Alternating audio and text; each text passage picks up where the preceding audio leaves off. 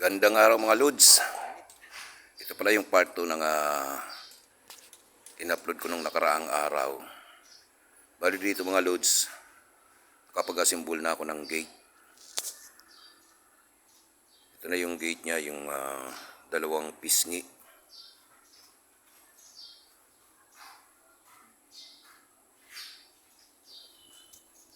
Tara po at samahan niyo muli ako sa aking ginagawa.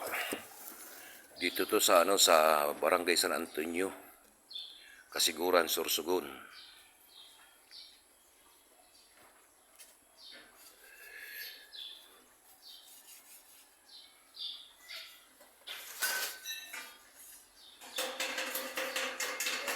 Dito mga Lods, nag-full weld na ako ng mga yung design doon sa pinakaibabaw niya. Dahil yung ibabaw niya, ang nilagay ko ay tubular na 1/2. Ang kapal niya is 1.5 mm. 1.5 cm pala.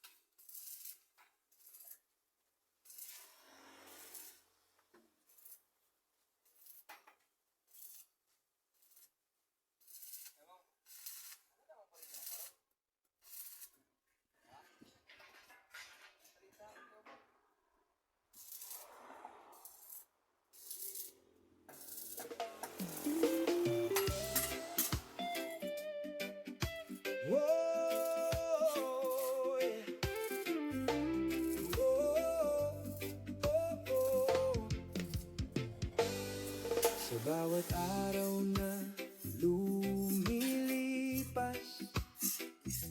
kayo'y laging nandyan sa aking landas.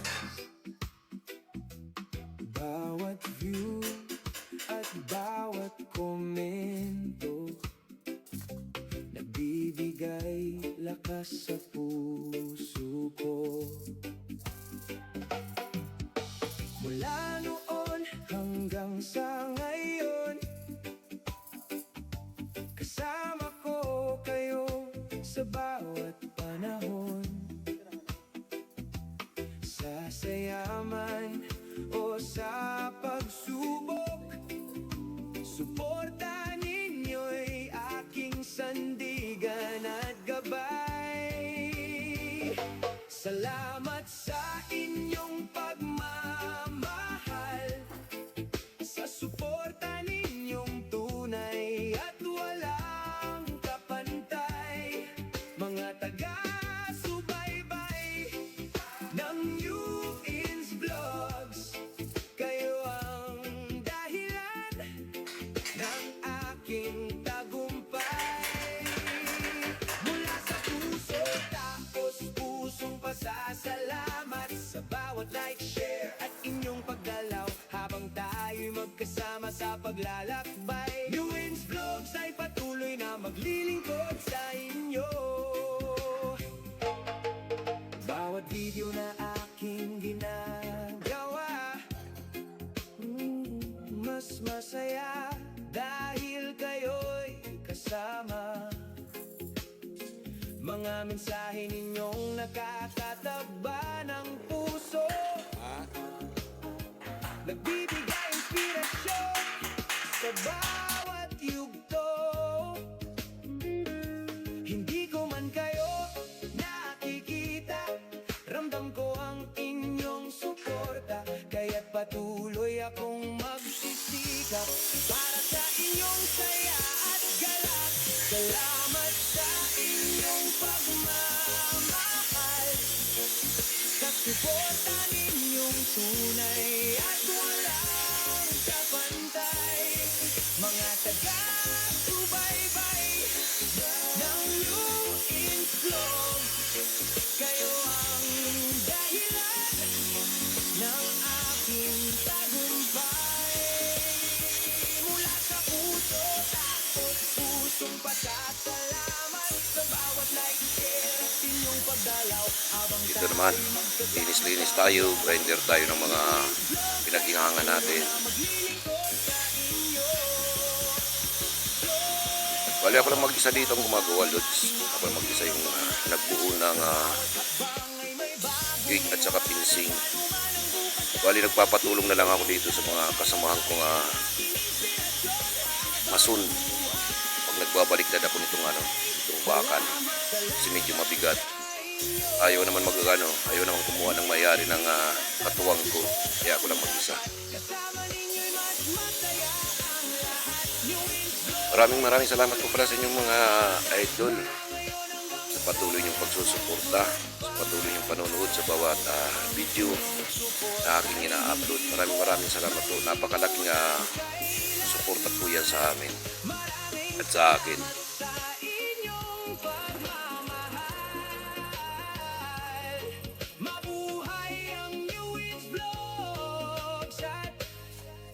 Ang ating samahan.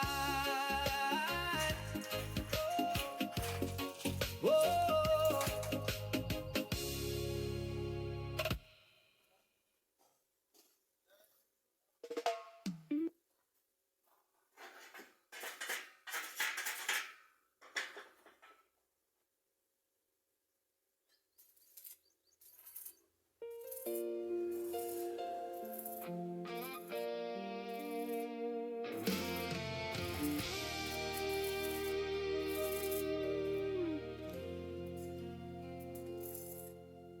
Akala ko ikaw ang aking tahanan. Sa bawat yakap may pag-asang nasisilayan. Ngunit sa likod ng bawat matatamis mong salita, may lihim palang sugat na ikaw ang may gawa. Ngiti mo'y maskara ng panlilinlang. Puso ko'y ginawa mong laruan lamang.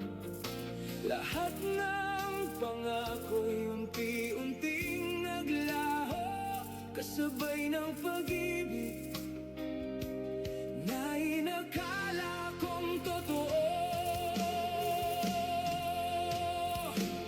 Di pala tunay ang love you, mga salitang walang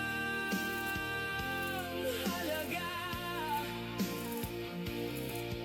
Ginamit mo lang ang puso Sa mga hindi pa po nakapag-subscribe sa aking YouTube channel, pakipindot naman po ng subscribe button at saka paki-hit naman po ng notification bell para lagi kayong updated sa bawat video na aking ina-upload. At paki-like and share naman po. Napakalaking tulong po yan sa mga kagaya kong maliliit pa lang na YouTubers, mga uploader ng video dito sa YouTube. Siya nga pala mga idol, may pala ako, nagla-live din pala ako, kanta-kantahan tayo, karaoke tuwing gabi. At saka pagka-araw ng linggo, upload live tayo ng linggo ng hapon. Nandiyan po yung mga kasamahan ko. Yung iba pagka walang mga ginagawa, yung helper na walang ginagawa, tumutulong sa akin. Gaya ng isa, yun, naglilinis yan ng pinag-weldingan ko. Yan sila habang nakatambay, habang walang ginagawa. Doon yung gate, yan yung isang gate. Ito yun naman yung pinsing. Yan. Pinapatuyo nila yung yung gate kasi bagong pintura lang ng primary epoxy.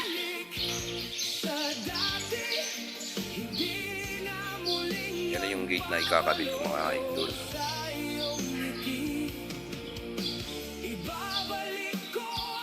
Yan, naglalagay siya ng masilya. Pinamasilya niya yung mga kilikili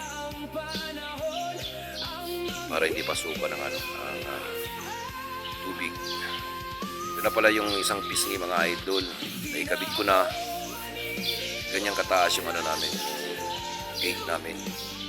7 feet yung taas niya.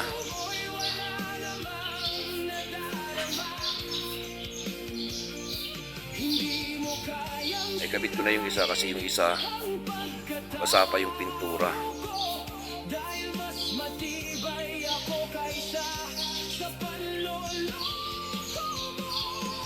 Balang araw, makikita mong mali. Shoutout po pala sa lahat ng mga kaibigan ko, sa lahat ng mga kasama ko dito sa Barangay San Antonio.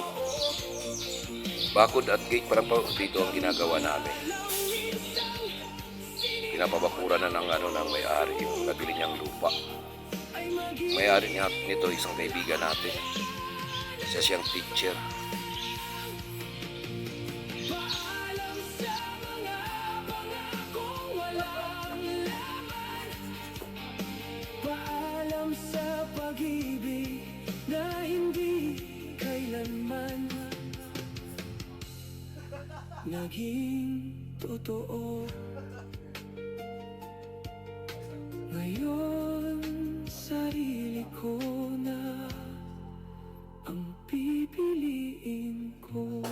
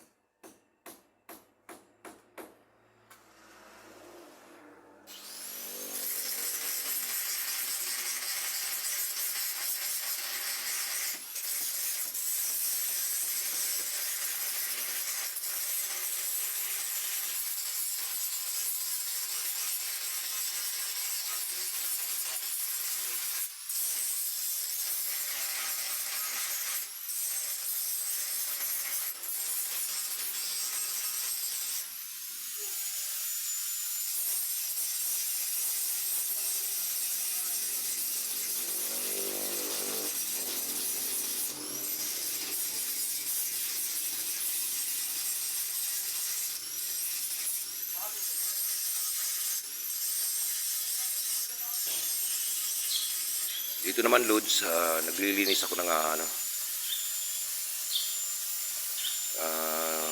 nilagay kong bisagra o yung hinges. Yan. Lapit na yung break time kaya yung isang kasama ko nag-iinit na ng tubig. Salamat po sa patuloy niyong panonood. Salamat po sa patuloy niyong pagsusuporta dito sa aking maliit na YouTube channel.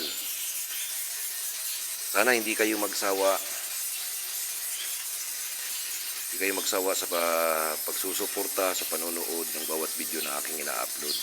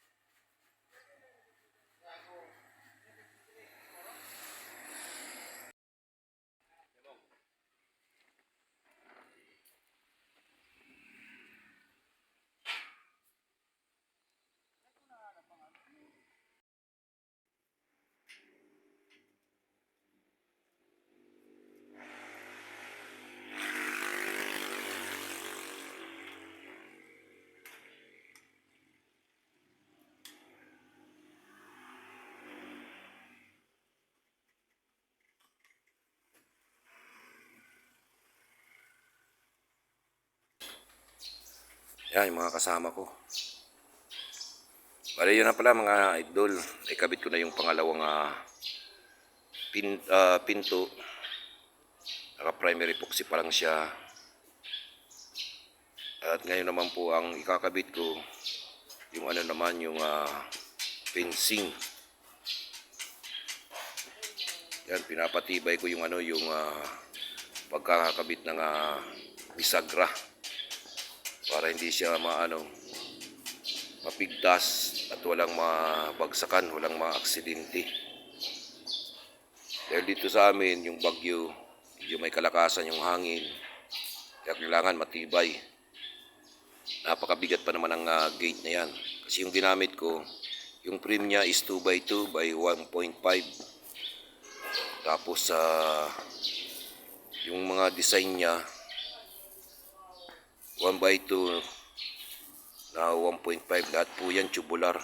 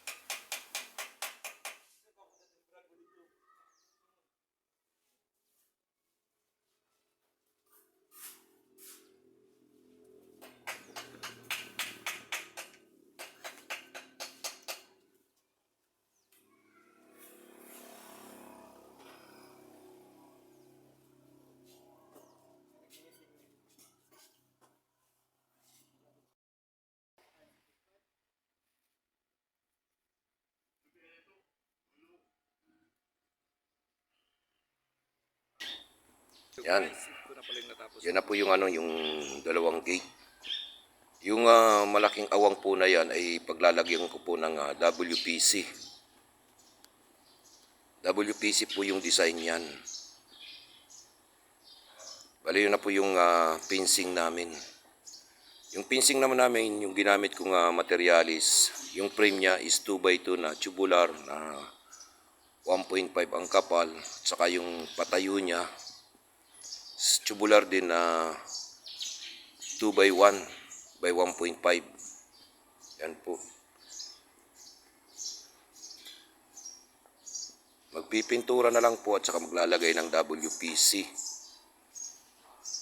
Yan na lang pong gagawin ko. Bali, inabot din po ako dito ng ng 10 days kasi ako lang po mag-isa. Yan na po siya, yan yung sa labas. Pag makikita nyo siya sa labas, ayan. Makalat pa. Wala yung gate na ginawa ko. Tabing kalsada lang po yung yung pinaglagyan ko. Ito na po siya. Ito na po yung gate. Medyo may kataasan siya dahil 7 foot yung kung gusto ng may-ari. Gusto niya saradong-sarado, walang masisiliban.